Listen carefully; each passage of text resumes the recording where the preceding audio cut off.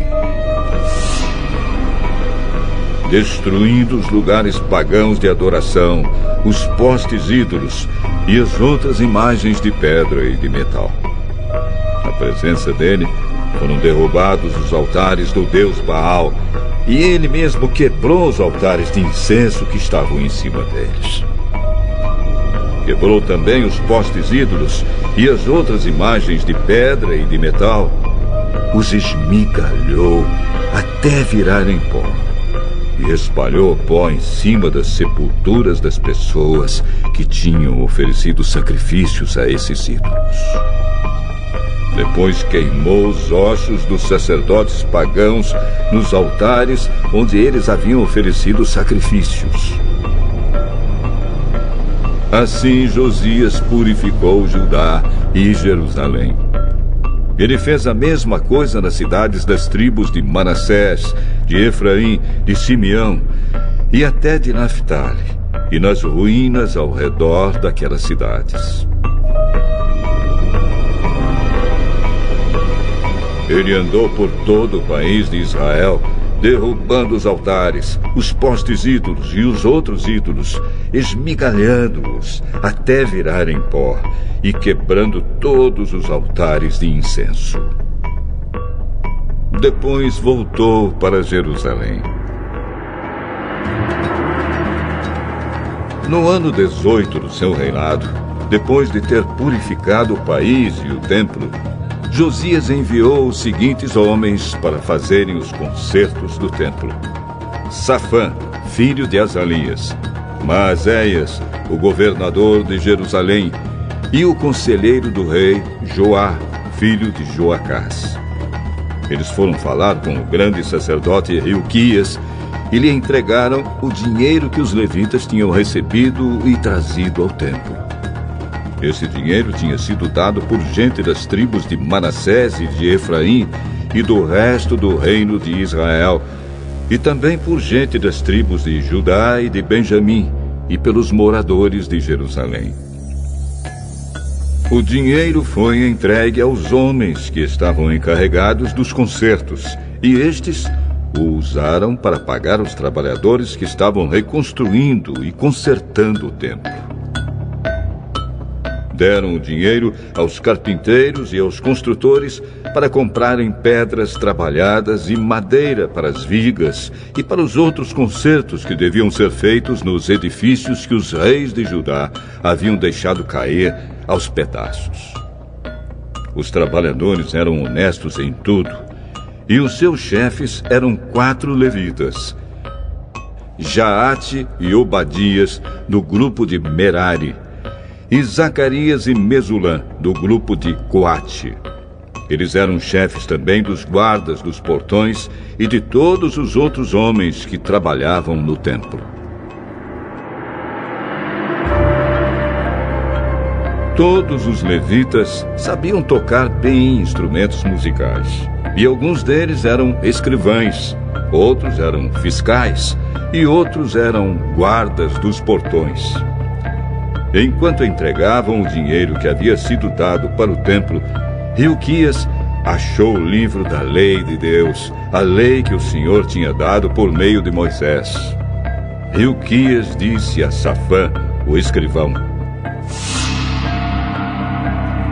Achei o livro da lei aqui no templo. E deu o livro a Safã.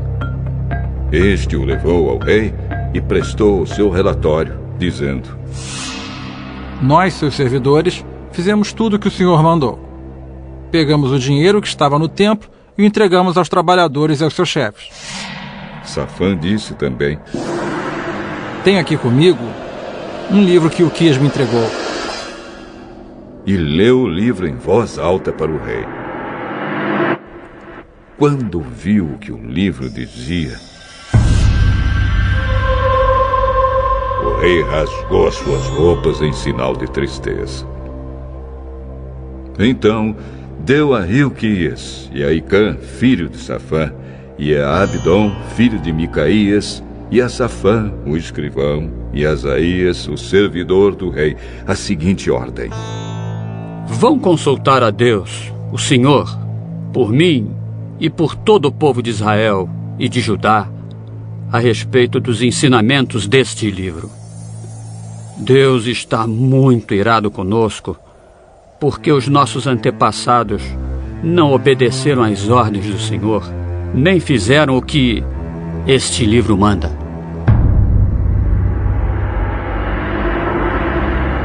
Então, Hilquias e os homens que o rei tinha enviado foram falar com uma profetisa chamada Hulda, que morava no bairro Novo de Jerusalém. O marido dela, que se chamava Salum, filho de Tikva e neto de Harás, era o encarregado da rouparia do templo. Eles contaram a Hulda o que havia acontecido, e ela lhes disse que voltassem e dessem ao rei a seguinte mensagem de Deus: Eu, o Senhor, o Deus de Israel, vou castigar a cidade de Jerusalém e todo o seu povo com todos os castigos escritos no livro que foi lido para o rei de Judá. Eles me abandonaram e têm oferecido sacrifícios a outros deuses, e assim me fizeram ficar irado por causa de todas as coisas que têm feito. A minha ira se acendeu contra Jerusalém e não vai se apagar. Eu, o Senhor, o Deus de Israel, digo isto ao rei: Você ouviu o que está escrito no livro e se arrependeu e se humilhou diante de mim, rasgando as suas roupas e chorando, quando viu como ameacei castigar a cidade de Jerusalém e o seu povo. Eu ouvi a sua oração, e por isso só depois da sua morte é que vou castigar Jerusalém e o seu povo. Vou deixar que você morra em paz. Então os homens levaram ao rei essa resposta. O rei Josias mandou que todas as autoridades de Judá e de Jerusalém se reunissem. E todos foram juntos até o templo, acompanhados pelos sacerdotes, pelos levitas e por todo o resto do povo de Jerusalém e de Judá, desde os mais importantes até os mais humildes. Então o rei leu diante deles todo o livro da aliança que havia sido achado no templo. Ele ficou perto da coluna real, em pé, e fez com Deus, o Senhor, uma aliança pela qual eles lhe obedeceriam e guardariam as suas leis e mandamentos com todo o coração e com toda a alma. E também cumpririam tudo o que a aliança mandava fazer, como estava escrito no livro. Então Josias fez com que todo o povo de Jerusalém e da tribo de Benjamim prometesse ser fiel à aliança. Assim os moradores de Jerusalém foram fiéis à aliança feita com Deus dos seus antepassados. Josias acabou com todos os ídolos nojentos que havia nas terras dos israelitas e fez com que todos os israelitas adorassem o Senhor, seu Deus. Enquanto Josias viveu, o povo não deixou de obedecer ao Senhor, o Deus dos seus antepassados.